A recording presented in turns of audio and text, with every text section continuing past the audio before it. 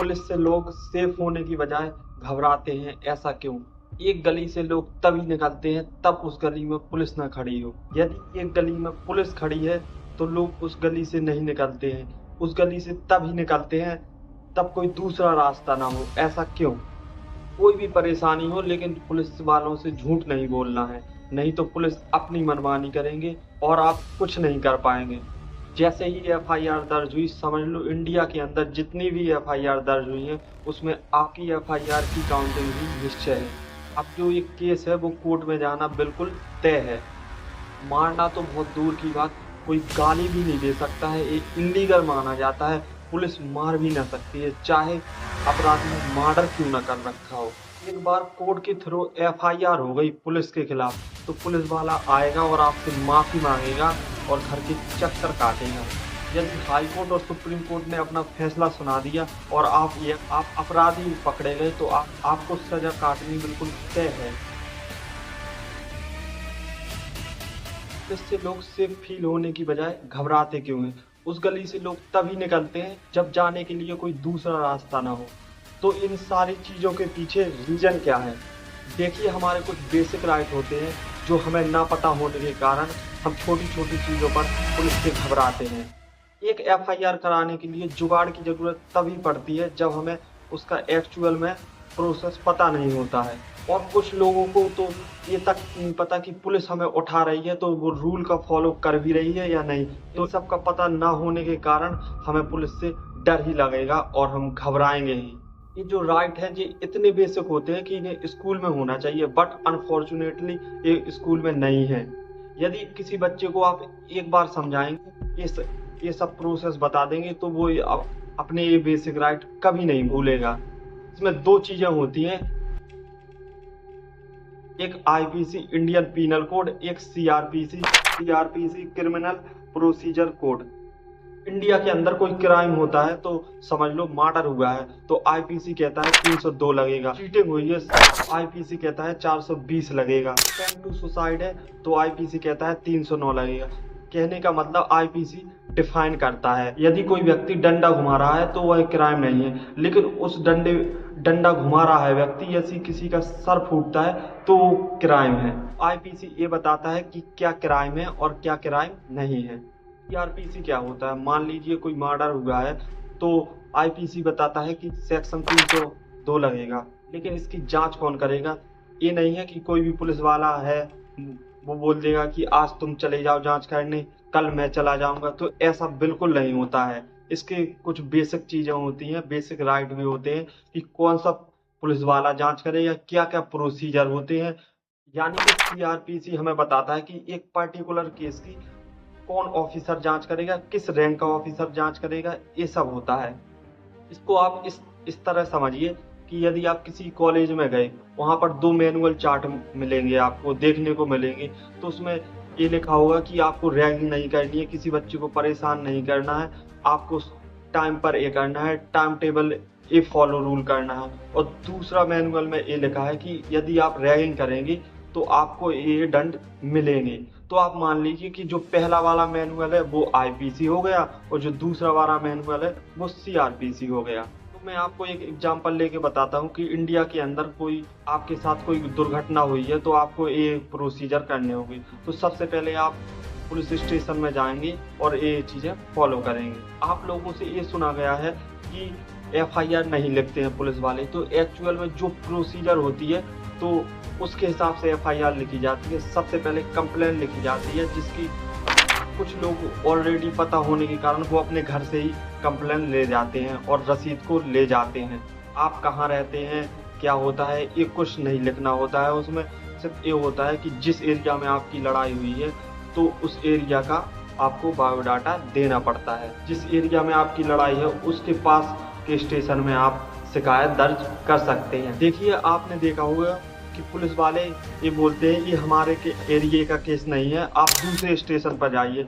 तो आपको ये करना है कि चाहे जो कुछ हो जाए लेकिन पुलिस वालों से झूठ नहीं बोलना है, नहीं तो पुलिस वाले फिर लास्ट में अपनी मनमानी करेंगे और आप कुछ नहीं कर पाएंगे। एक्चुअल में आपके साथ कुछ हुआ है तो आप रूल के हिसाब से जाइए और स्टेशन पर कंप्लेंट कीजिए। उसके बाद आपको 72 घंटे का वेट करना होता है, क्योंकि ये बेसिक रूल होते हैं। तो 72 घंटे का आपको वेट करना होता है, फिर पुलिस वाले वहां उस एरिया में जाएंगे और लोगों से पूछताछ करेंगे, फिर उसके बाद आपकी एफआईआर लिखेंगे।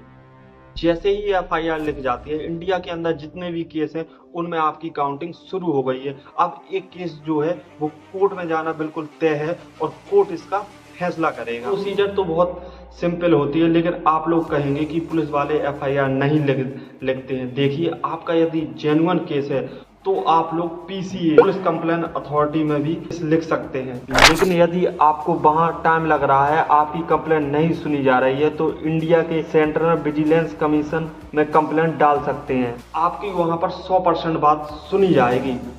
ये जो डिपार्टमेंट होता है उसका काम ही होता है अधिकारियों के खिलाफ कंप्लेंट लेना। यदि इसमें भी आपका काम नहीं बन पा रहा है, कोई सुन नहीं रहा है या फिर देरी हो रही है, तो आप एक अच्छा सा वकील तलाशिए, उसको आप अपने 100% केस की जानकारी दीजिए, फिर वह सीधा कोर्ट से एफआईआर करेगा, तो आपका फिर कोर्ट में केस जाना तय है। मान लीजिए एफआईआर हो गई और इसके बाद एक्चुअल में होता क्या है, तो पुलिस के पास 60 दिन का टाइम होता है।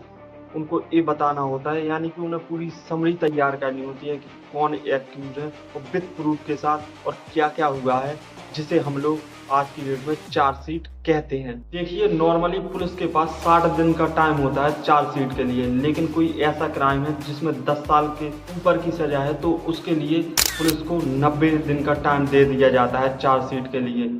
ये जो चार्जशीट बनाता है वो आईओए बनाता है, यानी कि इन्वेस्टिगेटिंग ऑफिसर बनाता है। इसका पूरा काम होता है कि यह पूरे केस को छानबीन करेगा और पूरा प्रोसीज करेगा। इसका यही काम होता है। कौन आईओए होगा और किस रैंक का ऑफिसर होगा, ये हमें सीआरपीसी बताता है। जैसे ही एफआईआर दर्ज होती है, पुलिस का काम शुरू हो जाता है और पुलिस को जिस पर भी शक होता है उसे उठाती है और पुलिस स्टेशन पर लाती है, उससे पूछताछ करती है। लेकिन इसका एक रूल होता है कि पुलिस किसी भी व्यक्ति को 24 घंटे से ज़्यादा नहीं रख सकती है, और मारना तो बहुत दूर की बात, कोई गाली भी नहीं दे सकता है। ये सब इलीगल माना जाता है, भले ही उसने मर्डर क्यों ना कर रखा हो। या आप निर्दोष है और पुलिस आपकी बात नहीं सुन रही है, तो उस समय के लिए आप पुलिस की बात सुन लीजिए और फिर वहां से निकलकर आप एफआईआर कर सकते हैं, यानी कि कार्रवाई शुरू कर सकते हैं। करना क्या होता है इसमें, एसएचओ या डीआईजी साहब को आप लोग कंप्लेन कर सकते हैं, लेकिन आप एक कहेंगे कि पुलिस स्टेशन पर ही जाके पुलिस की ही शिकायत करना है, ये तो हमें खुद ही फंसा देंगे। तो आप स्पीड पोस्ट भी कर सकते हैं और एज अ प्रूफ के तौर पर आप लोग वो रख सकते हैं रसीद को। उसके बाद एक complaint PCA police complaint authority और सेंट्रल विजिलेंस कमीशन में भी करनी होती है। इन सब करने के बाद आपकी बात नहीं सुनी जा रही है, तो आप सीधा एक अच्छा सा लॉयर तलाशें और उसे पूरी एज अ प्रूफ के साथ पूरी अपनी समरी बताएं। बाद लॉयर आपकी सीधी कोर्ट में एफआईआर कर देगा। एक बार एफआईआर होने का मतलब कि आपका जो केस है वो कोर्ट में जरूर जाएगा और कार्रवाई निश्चित तौर पर जरूर होगी। एक बार कंप्लेन हो गई, फिर पुलिस वाला आपके घर के चक्कर काटेगा और आपसे भीख मांगेगा कि आप अपना केस वापस ले लीजिए। पुलिस कस्टडी बढ़ती रहती है। 24 घंटे के बाद यदि कोर्ट ऑर्डर दे देता है तो वह 48 घंटे की हो जाती है। मान लीजिए 14 दिन पूरे हो गए, तो इसके बाद क्या, इसमें दो चीज़ें आपको समझनी होती है। एक होती है पुलिस कस्टडी, एक होती है जुडिशल कस्टडी। पुलिस कस्टडी क्या होती है, यानी कि पुलिस आपको अपने पास रखेगी, और जुडिशल कस्टडी इसमें ये होता है कि अब आप मजिस्ट्रेट की नज़र में रहेंगे। अब ये तो है नहीं कि आपको मजिस्ट्रेट अपने घर रखेगा, ऐसा बिल्कुल नहीं होता है। यानी कि आप मजिस्ट्रेट की निगरानी में रहेंगे, जिसे हम और आप लोग नॉर्मली की भाषा में बोलते हैं जेल। तो आप यानी कि जेल में रहेंगे। अब जुडिशल कस्टडी में भी ज़्यादातर नहीं रखा जाता है। यह कस्टडी जब तक ही रखी जाती है तब तक ही या तो आपको बेल ना मिल जाए या फिर आप निर्दोष ना हो जाए, तब तक आपको रखा जाता है, या फिर केस क्लोज हो जाए। तो यदि इन तीनों चीज़ों में से एक भी चीज़ नहीं होती है तो आपको फिर जेल में ही रहना पड़ेगा, और आपकी जुडिशल कस्टडी नियम अनुसार फॉलो बढ़ती रहेगी। यहाँ से पुलिस को चार्जशीट देनी होती है, यानी कि 60 दिन के अंदर चार्जशीट तैयार करनी होती है। यदि 10 साल से ज़्यादा वाला केस है तो 90 दिन के अंदर आपको चार्जशीट देनी ही होती है। पुलिस वाले चार्जशीट नहीं दे पाते हैं तो जो एक्यूज होता है उसे बेल मिल जाती है। चार्जशीट बनाती है और पुलिस बना लेती है और कोर्ट में दे देती है, तो अब समझ लीजिए मुकदमा शुरू हो जाएगा।